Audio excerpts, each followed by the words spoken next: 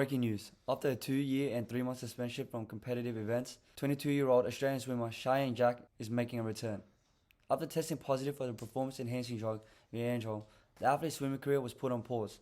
After filing these charges and his suspension, Jack hopes to return to competition at the Commonwealth Games and World Championships. However, this is not the only goal in her mind. Jack and her legal team aim to set a precedent for contested positive drug testing in professional athletes. In June of 2019, the 19-year-old Shayna Jack tested positive for the banned substance ligandrol, a selective androgen receptor modulator, SARM for short. Jack quickly released statements inferring her unwillingness to consume the banned drug once the news of her suspension was aired. Regardless, Jack was automatically given a 4-year ban following the WADA's regulations. The drug in question is similar in effect to anabolic steroids, but with a reduced androgenic property, commonly used within the medical field to stimulate tissue growth in targeted cells such as muscle and bone. It's used in the treatment of muscle-wasting diseases. This drug, whilst increasing muscle and bone mass, also reduces overall body fat percentage. ASADA's official warnings about ligandrol usage include data which shows detections in Australian athletes increasing from 2 in 2015 to 9 in 2017. Its popularity is attributed to the lack of side effects compared to anabolic steroids. SARMs being a relatively new drug, only being introduced in 2009 by Ligand Pharmaceuticals. The long-term side effects are unknown, and the short-term side effects include an increased risk of heart attacks and strokes. Last December, Jack's appeal for the reduction of her ban were agreed and shortened from 4 years to 2 years based on the unknown origin of the drug, agreed to by the Court of Arbitration for Sport. This decision was quickly challenged by Sport Integrity Australia.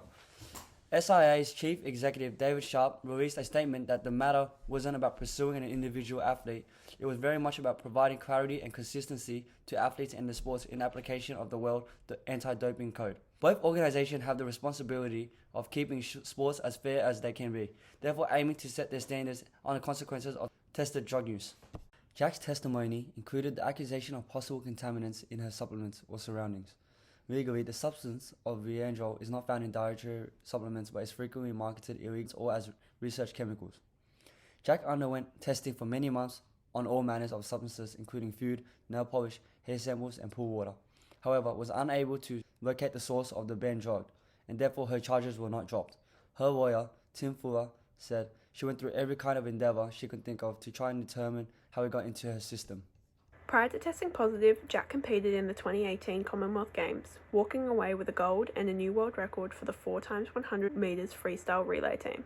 In the same year, Shayna and her team won gold in the Pan Pacific Championships. Jack was well known for her dedication in the pool, and during her trials, numerous character witnesses agreed that she was a diligent athlete that follows all protocols from the swimming governing body and anti-doping authorities. Jack additionally had never been charged with a positive drug test before, and had previously been tested on 10 different occasions between 2018's February and June 2019. This all worked in her defense to shorten her ban. After a lengthy court battle costing Jack upwards of $130,000, on the 16th of September 2021, she received a notice that the Court of Arbitration of Sport dismissed the appeals made by the CIS and WADA against her reduced ban, ensuring that she could now return to professional swimming competitions. Many sporting officials, such as Dr. Catherine Orwell, a lawyer from the University of Canterbury, advocate for the fair assessment of athletes caught up in advanced tested technology charges. She says the laboratories are so much more sophisticated than they were ever before, and that they're able to detect really minute amounts of sample that could have come from almost anywhere. Shayna Jack has been exonerated up to a point because of the really onerous rules on athletes having to demonstrate their innocence. Hence, she still received a 2-year ban. The amount of Viagra found in her system would have had no performance-enhancing effects, and additionally indicated no evidence of long-term use of any prohibited substances. Traces of the drug found in her system, considered to be pharmacologically irrelevant, could have been attributed to the over-effective tracing drug technologies, which picked up on possible contamination she accidentally ingested, rather than spiking or intentional usage. Moving forward, Shayna is excited to return to competition and holds no disparages against the sport.